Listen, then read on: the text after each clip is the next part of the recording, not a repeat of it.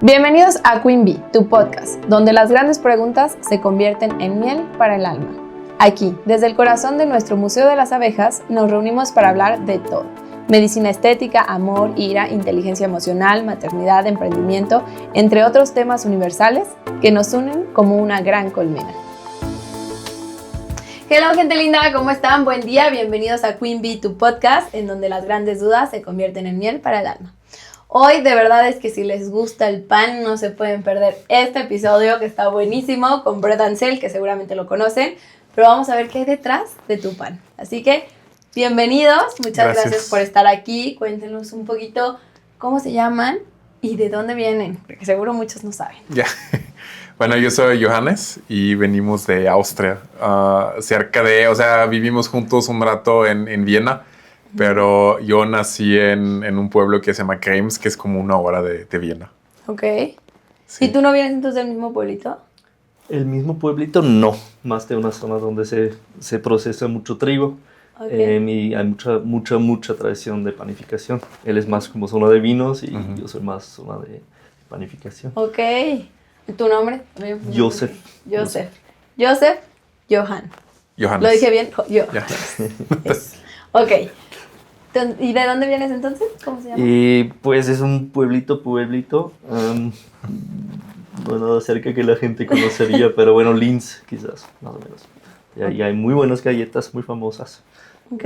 Y pues vivimos normalmente juntos en Viena, eso sí. ¿Y cómo es que coincidieron en Viena? ¿Por la escuela? Por estudiar en la universidad, sí. ¿Qué estudiaron? Biotecnología en mi caso. Biotecnología, Sí. nada que ver con el pan. No. ¿Cómo es que surgió esta idea de hacer pan? Pues es que realmente siempre, trabajamos normal en Viena como, yo 7 años y Joseph poquito más. Y siempre queremos hacer algo, otra cosa, algo completamente diferente. Y siempre nos ha gustado como hornear y cocinar. Y surgió ese tipo de negocio, porque también tuvimos amigos y conocidos aquí en el Pajillo, sobre todo en León y Lagos. Y que también era como conocidos que tenían panaderías, pero tradicionales, panaderías mexicanas. Y allá realmente surgió la duda, pues, ¿y si hacemos una panadería que tiene su origen más en Europa? Como con pan rústico y con recetas de allá. Y después realmente empezamos a desarrollar un plan de negocio, todo era en Viena. Porque el conocido, pues, era mexicano, pero viviendo en Viena. ¿Y cómo llegó él allá? O sea, ¿lo conocieron en mexicano o lo conocieron en Viena, no? Sí. ¿Cómo llegó él allá o a qué iba? Era estudiante, okay. Sí. ¿Y luego? Entonces, pues desarrollamos ese plan de negocio y nos preparamos como 2 años en Austria, 1 año de plan de negocio y luego 1 año de pruebas sobre más. Joseph, los dos bajamos horas en nuestro trabajo que tuvimos, porque luego tú puedes bajar, reduces a 20 horas y puedes hacer otras cosas, ¿no? Tiempo completo. Y entonces allá empezamos desarrollando todas las recetas y las pruebas.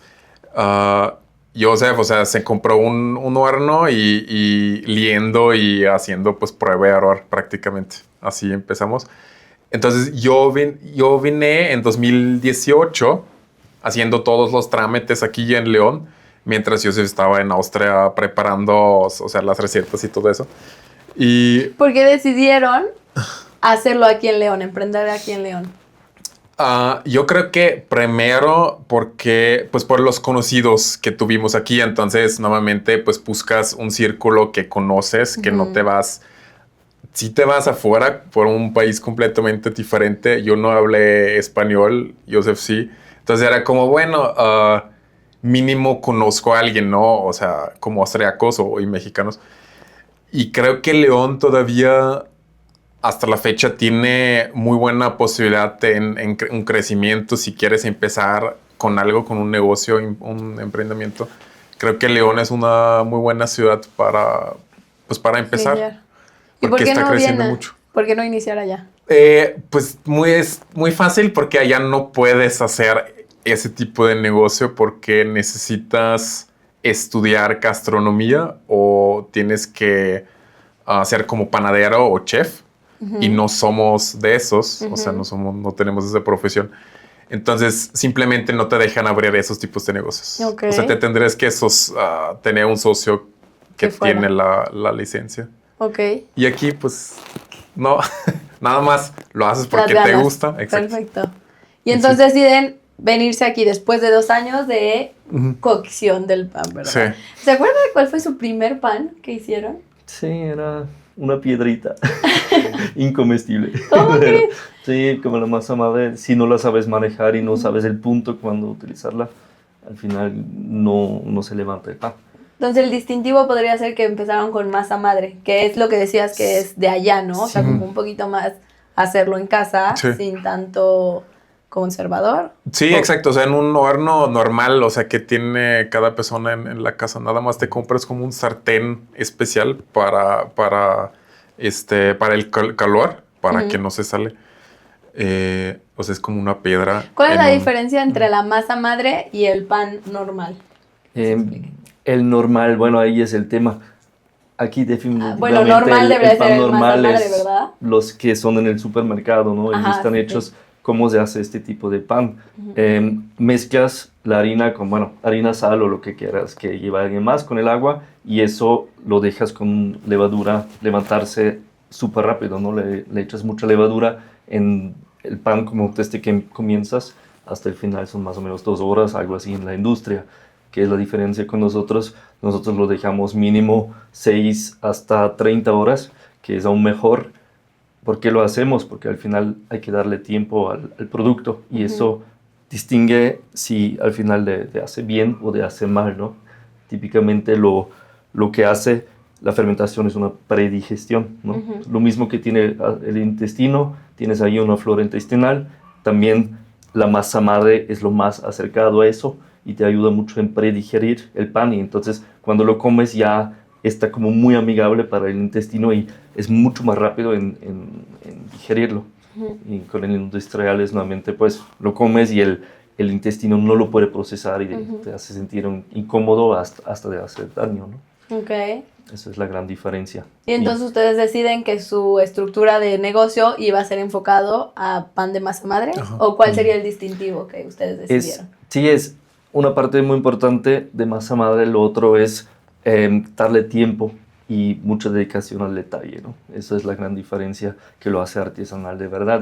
Y esto se perdió mucho con el tiempo, ¿no? Es como la industria lo quería como optimizar, hacerlo más fácil para manejo, que gente ya sin conocimiento podría trabajar en eso, pero ¿qué pasó? Al final sufrió la calidad y todo eso, y la gente está mucho en contra del pan, del gluten, pero es mucho el tema del proceso y hay esa equivocación. El gluten per se no es ningún tema, es una proteína y no te hace daño per se. Son muy pocas personas realmente, el problema es el proceso. Y por eso también en Viena había mucho de ese cambio de ver las cosas, había estas panaderías nuevas, como una ola nueva, que hicieron justo eso, un paso atrás, utilizar masa madre, darle tiempo a las cosas y eso cambia mucho la percepción de la calidad y es realmente mucho más amigable. Y entonces horneas su primer pan y sale fatal. Sí, y luego entonces, ¿qué pasa? Cuéntenos. Pues leer qué es la razón y hacerlo mejor la próxima vez y repetirlo. Sí que recomiendo a cada persona probarlo alguna vez en su vida, hacer pan en casa. Es una experiencia muy, muy positiva, muy como aprendes mucho y entiendes mucho más en el valor de este alimento. Claro. ¿Sabes? Tarda mucho tiempo, es el tema. Lo dejas en refrigeración durante la noche y el próximo día lo horneas. Es muchísimo tiempo, necesitas realmente un día en casa, pero sí que es de mucho valor y sobre todo con niños creo que es muy buena cosa hacer. Entonces ya lo saben, horneen su pan en casa para hornear también esta parte de vínculos, ¿no? Creo que al final el alimento, pues no solo nutre, sino que también es esta parte de experiencia y de nutrir como a los seres queridos, ¿no? Y bueno, sobre todo en México, no sé, allá en Austria, díganos, pero aquí en México la comida representa más que solo el alimento, son los vínculos, el festivo, como decíamos ahorita en Navidad, pues justo implica pues lo familiar, ¿no? Y el pan, bueno, en México de verdad que creo que consumimos muchísimo pan, ¿no? O sea, sí es de que el papá llega con el pan en la noche con la familia y es un vínculo emocional, ¿no? Exacto. ¿Cómo lo han visto? ¿Allá es igual? Igual. Es totalmente eso, es romper el pan juntos, es como una tradición desde una eternidad y que hasta en la Biblia. Ahí ya era lo más simbólico de alimentos, ¿no? Y entonces, bueno, es que tengo varias preguntas, se me ocurrió. También aquí justo en México, pues tenemos algunos panes que hoy hablabas como tradicionales, ¿no? Como viene siendo súper el pan de muertos. Sí. O sea, el pan de muertos creo que es súper tradicional de aquí de México. Sí. ¿Allá hay algún pan que hayan traído aquí y cómo lo aceptó el mercado de aquí? Y también han tratado de hacer el pan de muertos o no. ¿Y cuál fue su experiencia? Cuéntenos. Sí, o sea, trajimos muchos, o sea, las recetas ya eran más del pan rústico, ¿no? O sea, la hogaza. Sí. Que al principio era muy difícil porque es un pan grande, son como medio kilo. Entonces tú lo rebanas y haces tus toasts, ¿no? Antes, o sea, todo el tema de los toasts con avocado, o sea, se puso de moda hace poco realmente. Entonces, al principio o al inicio era muy difícil para que la gente lo aceptan. Y entonces tuvimos que explicar mucho. Pues ese va rebanada, lo puedes hacer, no sé, pones tu miel, pones mermelada. Delicioso, miel y aguacate. Exacto, miel. Riquísimo. Recomendamos aquí. Claro. Entonces, era mucha explicación y al principio no vendimos muchas hogazas. Entonces, conforme el tiempo, sí ya... ¿Hace cuánto fue eso? Pues o sea, el principio hace 5 años cuando realmente abrimos. Hace 5 años empezó la primer sucursal aquí en León, Guanajuato. Sí, exacto. Okay. Justamente en la pandemia firmamos contrato. Era como, bueno, ya estamos aquí, invertimos tanto tiempo. Ahora tiene que funcionar. Exacto. Claro. Entonces, ese era muy difícil. Hasta incluso al principio lo vendimos en el fraccionamiento donde vivimos aquí. Desde la cajuela. O sea, después de las 10, cuando cerramos las puertas ahí en la sucursal, nos fuimos con el coche repartiendo en los fraccionamientos. Y alguna gente todavía se recuerda de esas cosas. Inicios. Está muy chistoso. Pero bueno, entonces también trajimos como el strudel de manzana, que es como muy típico en Austria y se ha aceptado aquí muy bien.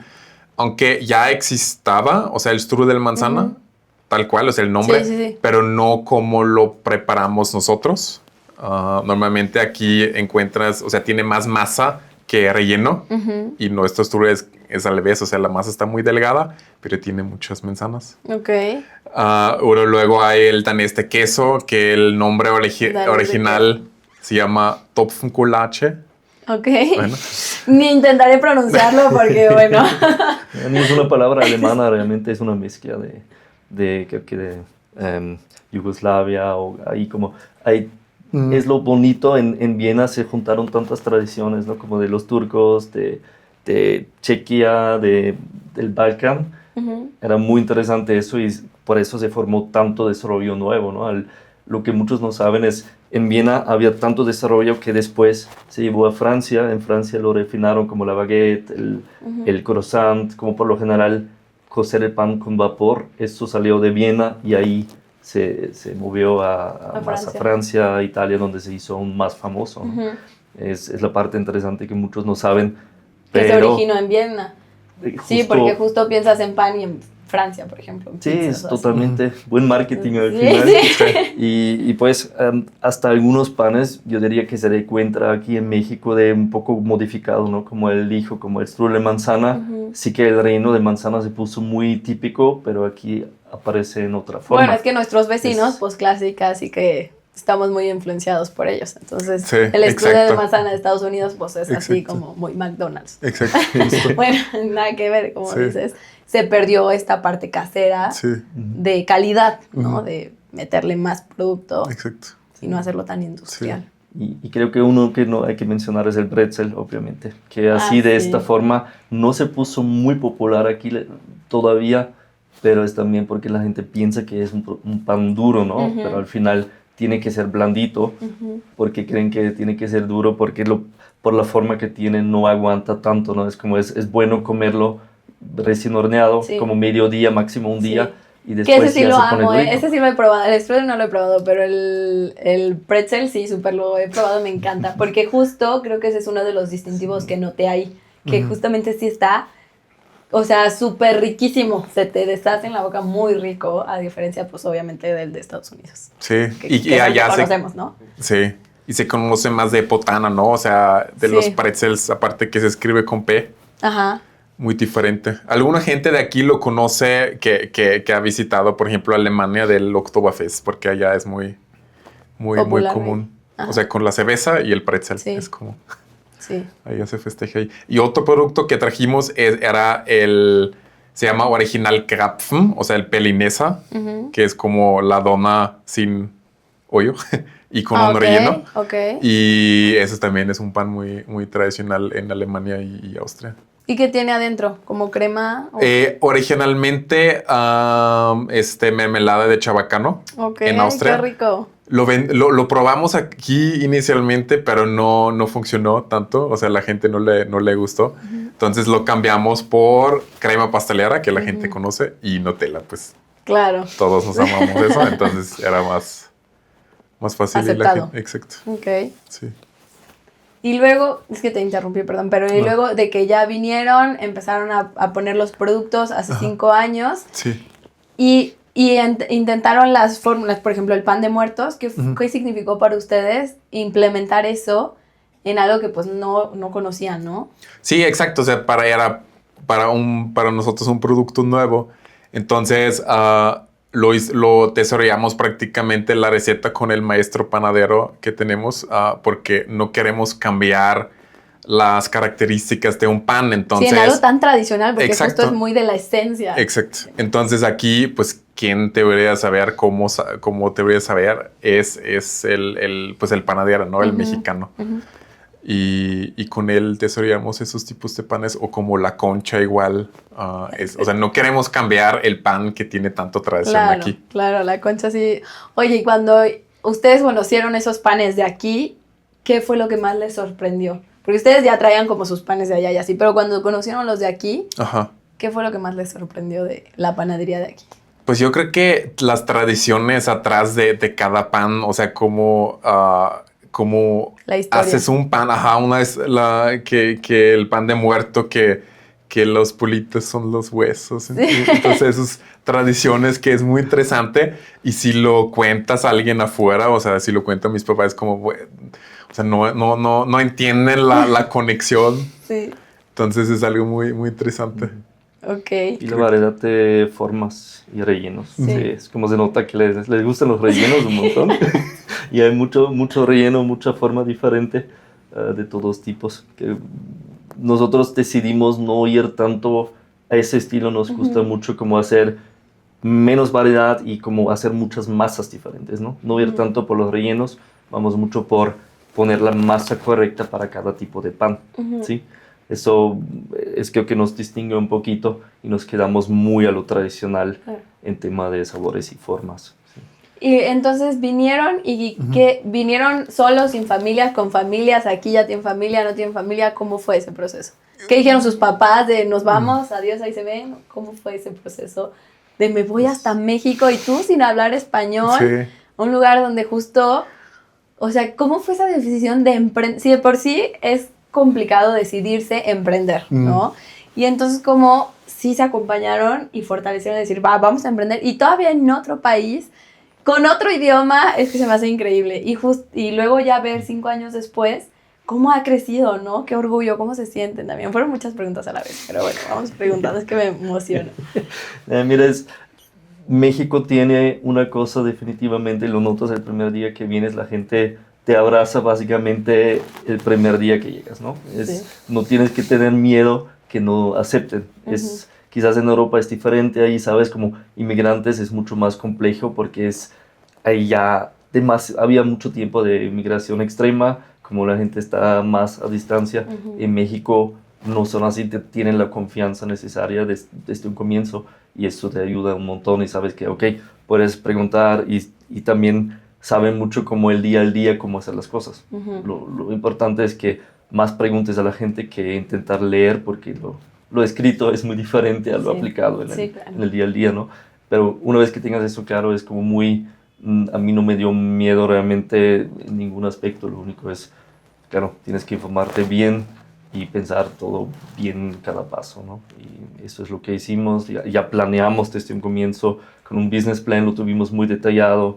Johannes se fijó mucho del mercado, cómo se comporta, ya saber dónde pones una tienda realmente y la marca, cómo la tienes que diseñar. Y eso lo hicimos justo aquí con una empresa local para realmente tener muy claro que tenemos que presentar, que presenta por una parte nuestra forma de trabajar y por otro lado sí que enfocarnos en el mercado adecuado con diseño y todo lo que hace falta.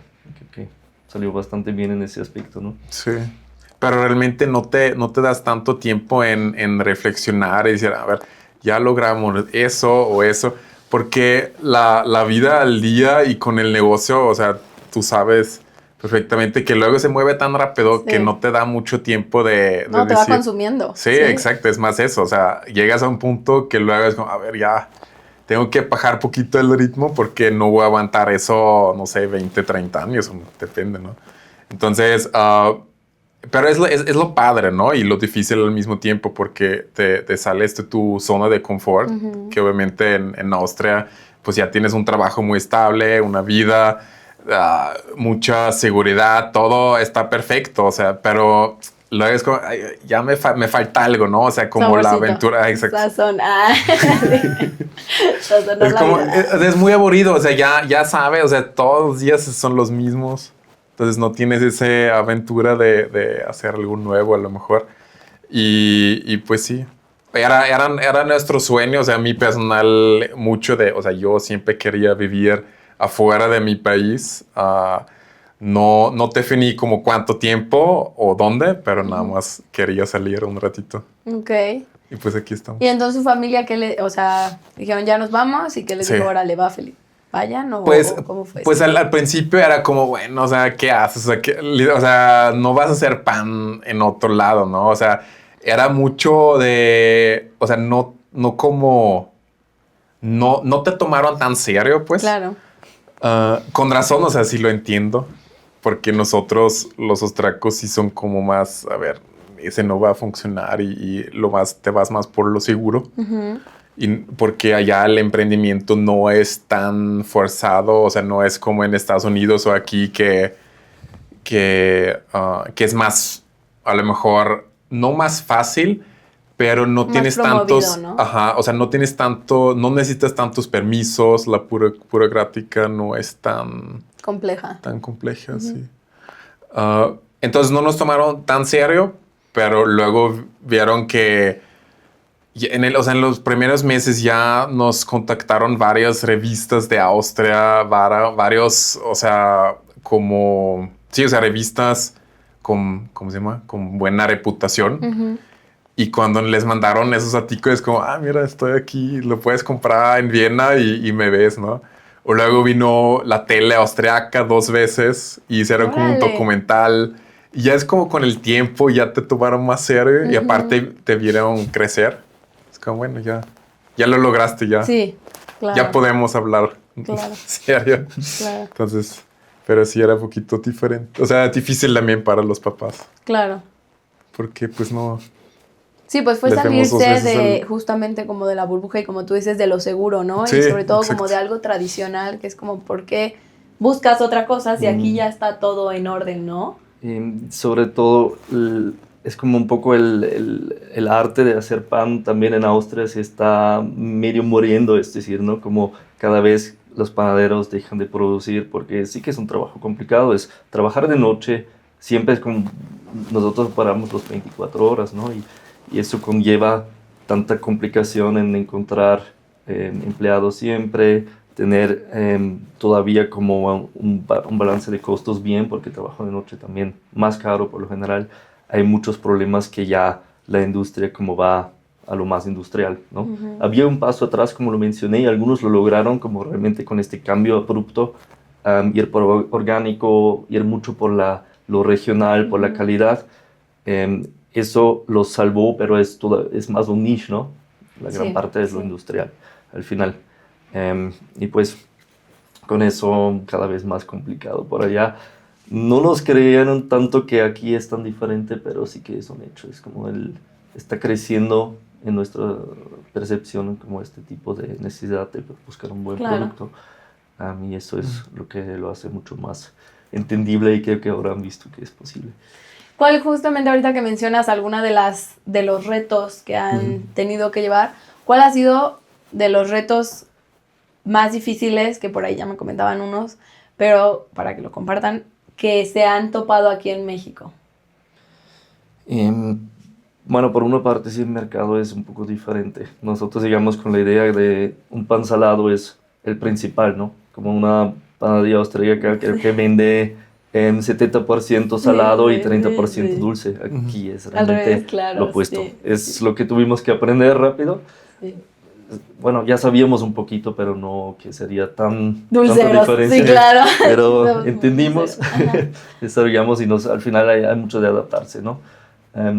Y lo otro, yo diría como por cómo manejar el personal, como toda esa interacción, nosotros somos mucho más así directos y cuadrados en algunos aspectos. En México tienes que adaptarte, ¿no? Si quieres sobrevivir. Cuéntanos un ejemplo, por ejemplo. Es simplemente empieza con cómo saludas a una persona al comienzo del día, es mucho más interesarse para la persona. En Austria es mucho más como muy a los hechos, ¿no? Realmente ya vienes al punto porque es muy... Austria no es tan extremo, pero sí que tiene mucha esa tendencia. Como ven ustedes, los alemanes somos muy parecidos en ese aspecto. Y también tenemos mucho la expectativa, ok, planeamos algo y queremos que así salga. Y es algo que tuvimos que aprender de improvisar mucho más, ya no pensar tanto así tiene que ser porque no vas a llegar ahí. Tienes que tomar el camino más así, encontrar la manera como. Y sí, más reaccionar que planear. ¿Y cómo ha sido para ustedes justamente este proceso de transformación emocional? Porque justamente venimos de unas culturas muy diferentes, pero también una educación muy diferente a como somos aquí, precisamente tan emocionales, ¿no? Pienso que México es un poquito más emocional que allá, corríjanme. Pero para ustedes también implicó una transformación interna, ¿no? De hasta relacionarse con, como dices, con los colaboradores, entre ustedes. ¿Cómo fue eso?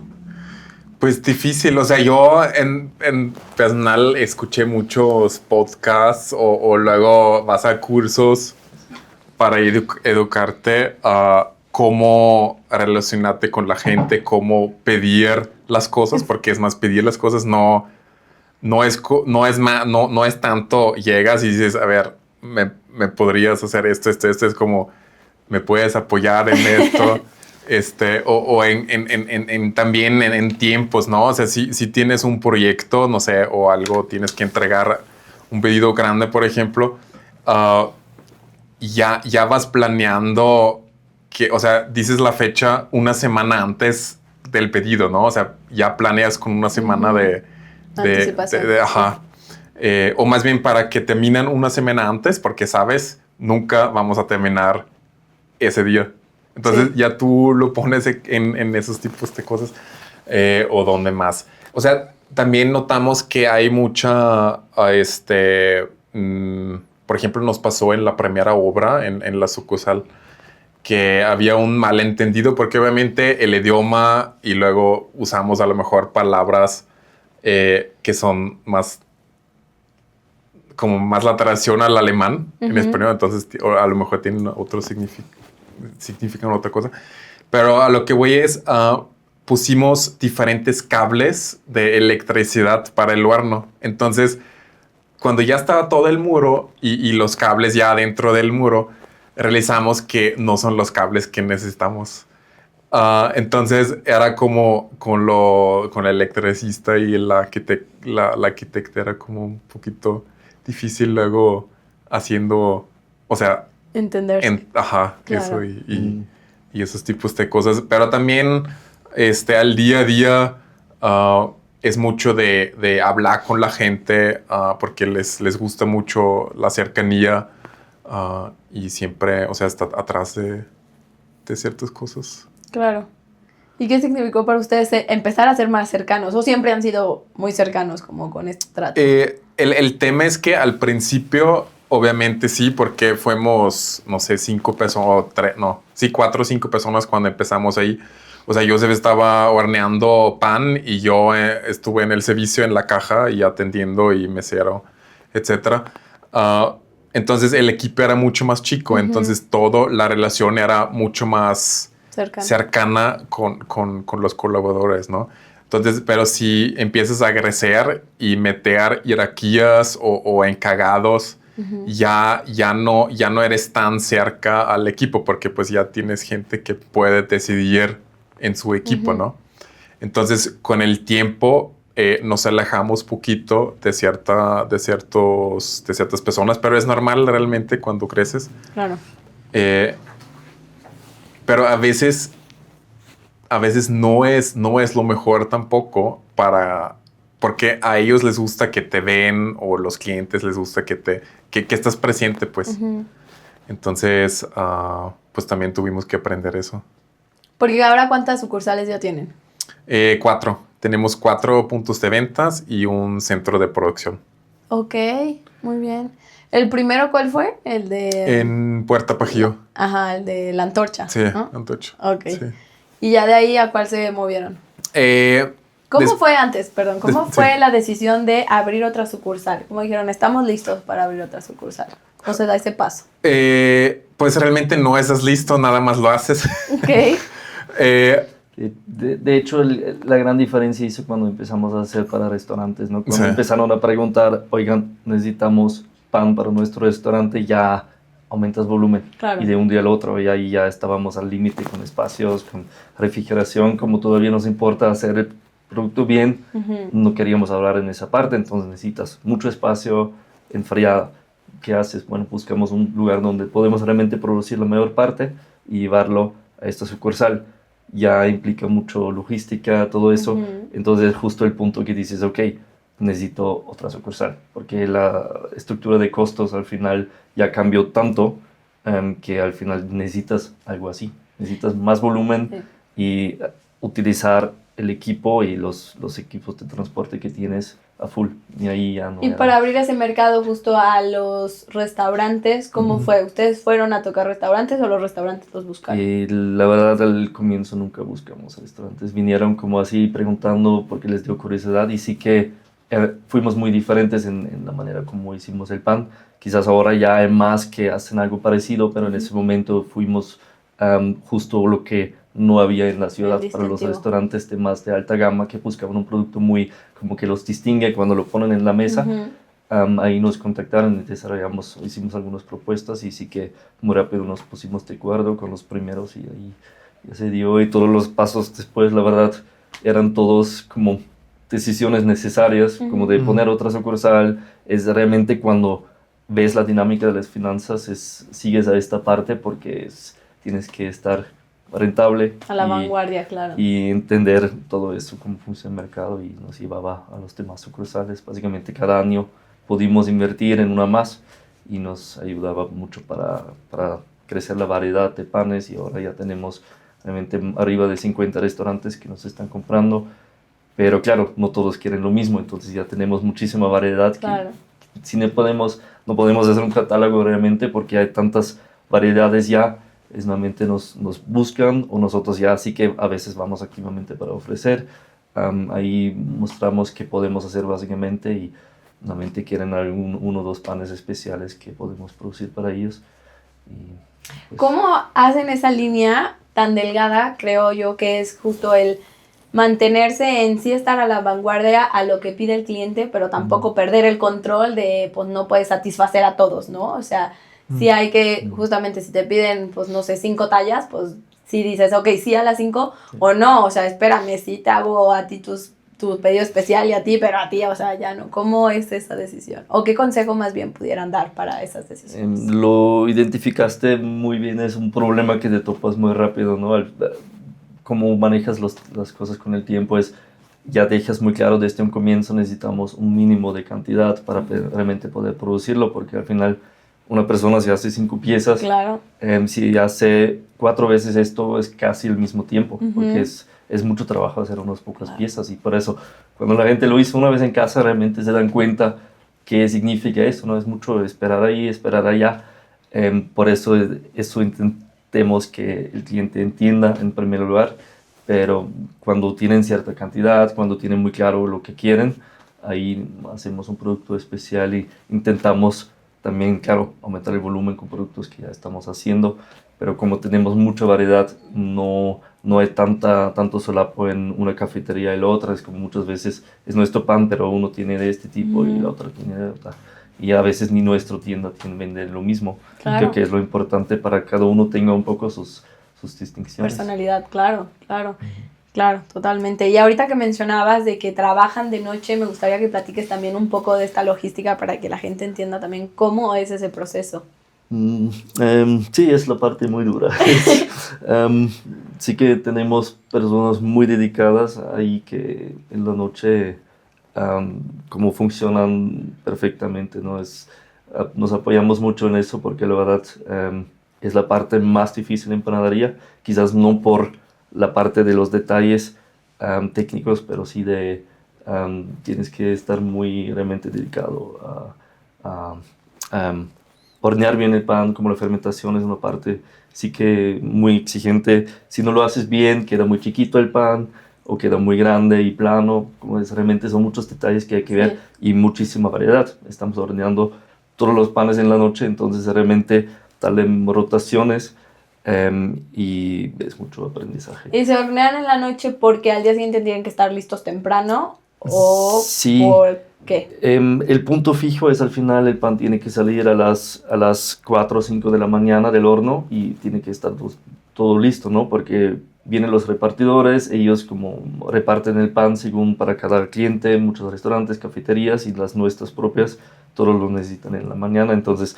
ellos ya a las 4 o 5 tienen que empezar a repartir este pan y hay que llegar justo a este punto en tiempo, entonces se planea todo lo que pasa antes con mucha anticipación. ¿Y ¿no? en las tardes se hornea o no? Es como muchas de las preparaciones como croissant y tal, esto se hace en las mañanas porque es un proceso que es mucho es como se tiene que laminar, doblar, de nuevo laminar para tener todas esas capas finas. Al final es un proceso de 2 días, pero se puede hacer en las mañanas porque se trabaja mucho con refrigeración y congelación. Pero depende muchísimo del pan. Algunos hay que hacerlos en la mañana porque la hogaza, por ejemplo, la hacemos en la mañana porque tiene que fermentar justo esos 20 y algo horas para llegar a ese punto. Entonces eso se hace en la mañana, otras se hace en la tarde, depende totalmente del tipo de pan. Pero lo importante es que en la noche todo se junte en su momento que la fermentación está al punto. ¿Y cómo logran este equilibrio entre su vida personal y el negocio? Un poco, porque pues trabajar de noche tampoco es fácil, ni con la vida social, ni con la familia, ni nada. Entonces cuéntenos esta parte. Bueno, todavía no lo logramos tanto, yo diría. Creo que la gran ventaja es que somos dos, ¿no? Al final siempre era un poco así, Johannes más en las mañanas, yo más en las tardes y noches, para siempre poder estar atentos. Pero sí que es lo que estamos creciendo mucho todavía, organizar bien un conjunto tan complejo ya. Entonces, muchísima estandarización de ciertas cosas, mucha planificación, que creo que es nuestro punto fuerte por lo general. Y así creo que hasta este punto vamos bien, pero con mucha parte de oportunidad que todavía podemos mejorar. Claro.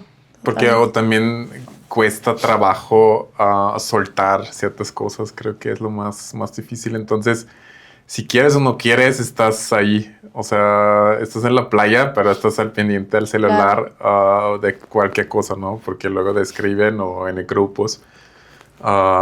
Entonces, también es un parte muy difícil y todavía tenemos que aprender a soltar más. Sí. La delegación es importante, ¿no? Sí. Total. Ha cambiado mucho el tipo de actividad, ¿no? Al final, como tú dijiste al comienzo, yo horneé pan los domingos, ¿no? Ahora ha cambiado, es como ya nuevamente no tenemos tiempo para ayudar ahí y allá, quizás tiempo de roscas a veces como que es el pico de todo, ahí todavía metemos la mano en la producción, pero ya ha cambiado tanto a esa parte de la computación y toda esa planificación y administración. Pues también Claro. hay mucha evolución en esa parte, como cuando empiezas en una sola sucursal o cuando ya creces a varias sucursales. Claro, totalmente. ¿Y este año cuál es una de sus objetivos? O, bueno, este año que ya va a estar por empezar, ¿verdad? Sí, Este ya 2026. casi. ¿Cuál sería uno de que nos quieran compartir alguno de sus objetivos de este 2026? Pues todavía nos falta planearlo bien porque es como nuevamente terminamos el año y Sí. después de las roscas empezamos con la reestructuración, ¿no? Lo que sí que pensamos en hacer, dar cursos, de hecho es algo que más tiempo ya tenemos pensado ¿Qué porque quieren? la gente sí que pregunta, pero era más, ok, se hace en la producción, que sería lo más interesante, pero cómo lo coordinas con lo que está pasando. Los 24 horas estamos operando, entonces no es tan fácil hacerlo ahí. Pensamos en una de las sucursales de venta. Estamos todavía ahí indecisos cómo lo vamos a realizar en detalle, pero creo que es lo importante, transmitir todo eso que significa hacer un buen pan, porque hay mucha variedad, pero al final Claro, la gente todavía no podíamos transmitir bien Claro. qué es la gran diferencia. quiere las experiencias, ¿no? Sí. Creo que la gente también quiere Sí. hacer su pan. Le recomiendo Sí. el Museo de las Abejas, ahí tiene un lugar súper lindo. Ay, El jardín cuando quieran. Nada más muy los bien. hornos ahí sí es el detalle, no sé cuántos se ocupan, pero bueno, es un espacio Pues los muy vamos a lindo. traer.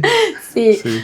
Oigan, y entonces, ahora en este nuevo año, justamente, ¿qué podrían como dar de consejo a todos aquellos emprendedores que quieren como empezar a hacer? ¿Qué les gustaría aconsejarles para iniciar?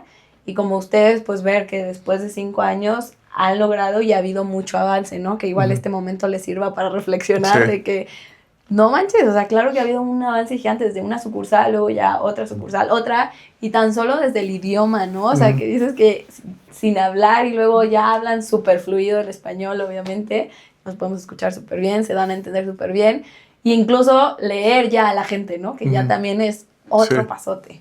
Sí, justo. O sea, yo creo que cuando alguien quiere empezar a aprender es... Lo más importante es que tienes que tener las ganas de salir de tu zona de confort y lo haces sin miedo. O sea, si realmente algo te gusta y eres bueno en algo, creo que tienes todo para empezar. O sea, si fuera un tú- pan, son esos dos ingredientes, ser bueno y que te guste. ¿Ah? Exacto. Ok, ¿qué otro ingrediente le pondrías? Paciencia, mucha paciencia y aguantar. O sea, no Que se hornee con calma. Sí, exacto. O sea, no vas a, o sea, nadie va a ser exitoso de un día a otro. Tienes que tener mucha paciencia, o sea, años de tener la paciencia y seguir haciendo lo que haces y lo que te gusta y creo que luego sí va a salir algo bueno. Bien. ¿Tú qué ingredientes le pondrías al pan? Pues hay que siempre variar, ¿no? Es como no te puedes quedar con tu receta fija. Tienes que adaptarte mucho a lo que escuchas del mercado. Es como nunca vas a estar a punto de lo que la gente tiene la expectativa. Tienes que seguir escuchando, por una parte, y estar ahí dispuesto a aprender, a leer mucho de cómo hacer quizás mejor las cosas. Aprendizaje realmente como te comenté al final, comienzo estás muy cerca del producto, con el tiempo ya te alejas más de eso y estás más con el tema de personal y realmente tienes que dominar muchas áreas diferentes y no tener miedo de eso.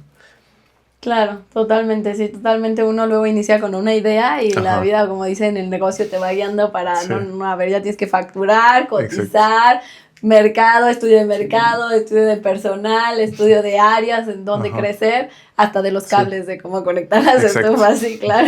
Recursos humanos, computación, o sea, todo. Haces tantas áreas diferentes, pero es lo padre de aprender del emprendimiento al final.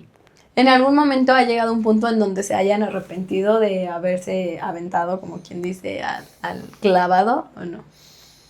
Creo que es normal que haya esos momentos, ¿no? Cada vez en cuando sientes que todo está... Que te ahogas, ¿no? Demasiado y esos momentos hay. Es como de renuncia a una persona que te apoyaste mucho o vienen como pedidos enormes que ni sabes cómo que quizás es un dígito demasiado de piezas o algo, pero al final sí que es el pedido, estás como, ok, tenemos 2 semanas para prepararnos para algo así.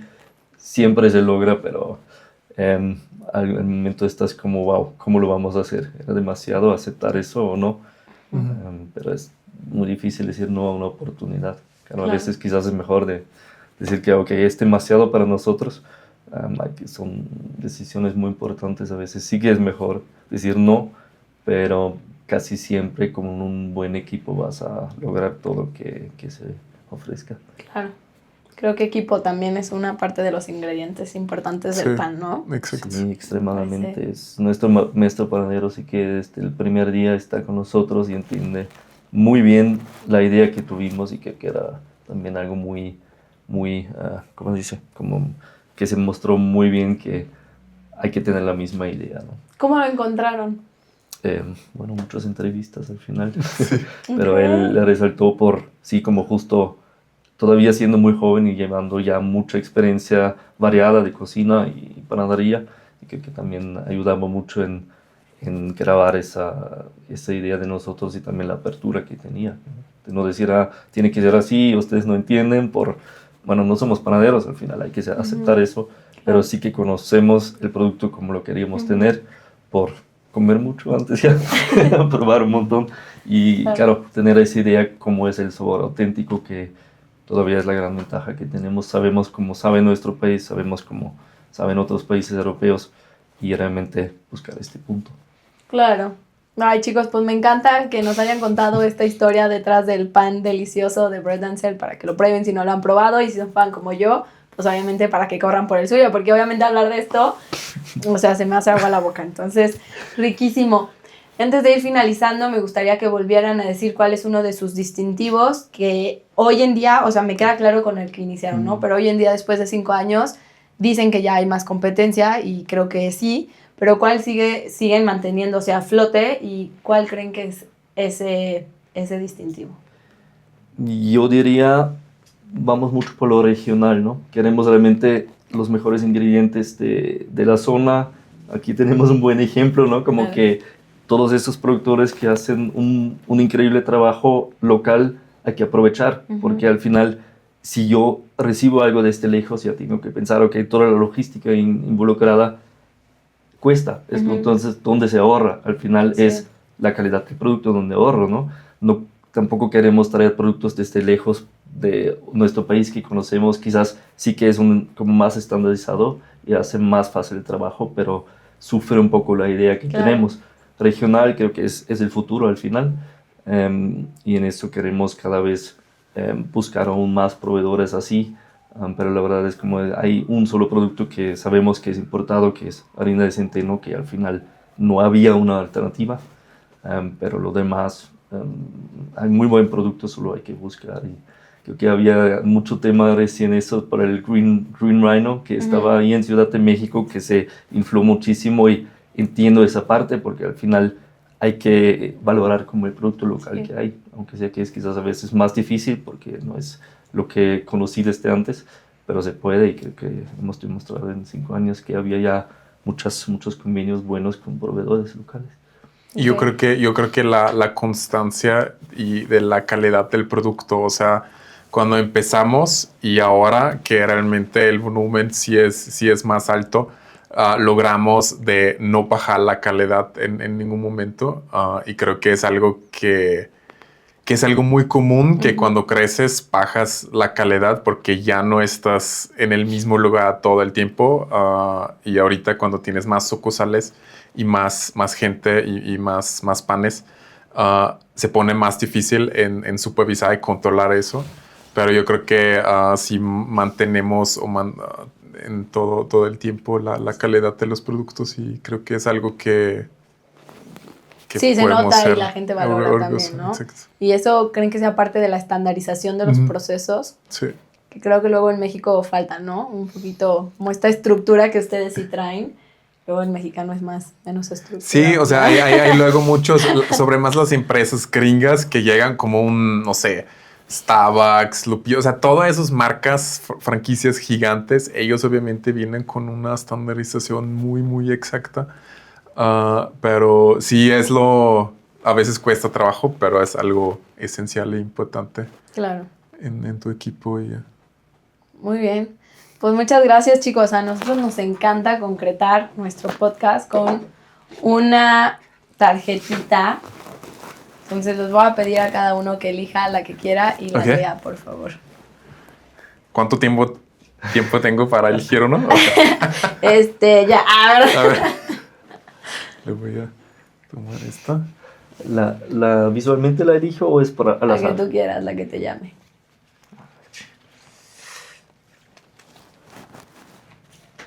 Así que decirla leyendo. Mi carta dice, soy un ser único. ¿Y leo eso atrás también? Sí. Ok. Me acepto como un ser único. Todos tenemos dones distintos. Todos tenemos experiencias de vida irrepetibles, retos propios y únicos, y nuestras razones particulares por las cuales estar en este planeta. Nunca te sientes avergonzado de ser quien eres. Dejar de ser tú para encajar de un molde común sería una pena y un total desperdicio de tus poderes especiales. Para crear tu propio mundo, debes primero honorar la belleza de tu autenticidad. Qué lindo, qué lindo. Muchas gracias. Sí. Aparte hasta leer ya súper bien el español. Sí, pero Qué luego son bárbaro. palabras. No, o sea, de verdad mis respetos. Porque aparte el alemán y el español no se parecen en nada. No, o sea, no mucho. No manches, súper bien. O sea, ¿llevas 5 años hablando español y leyendo? Bueno, 7. Llegué desde hace 7 años. Muy bien. Tú eres el que no llegaste y no hablabas español. Yo No, él sí. hablé. Tú eras el que... bastante No, qué sí. bárbaro, Muy bien. Muy bien, felicidades. Pues el mío, el arte de dejar ir. A ver qué me quiere decir. Ok. Los obstáculos se alejan de mi camino, ya que aprendes a soltar todo que no te sirve, lo que queda empieza a encontrar su lugar y tu sueño empieza a tomar forma. Todos entendemos a repetir patrones que no nos permiten avanzar. Identifícalos y verás que si tú lo decides no tienen poder sobre ti.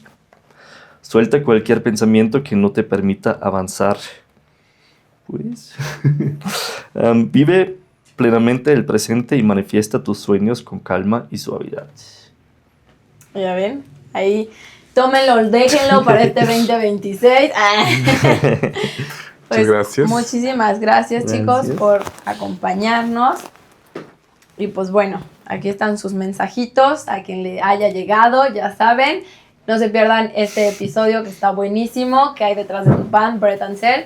Entonces, nos escuchamos pronto. Muchas gracias. Gracias, chicos. Gracias, Tania.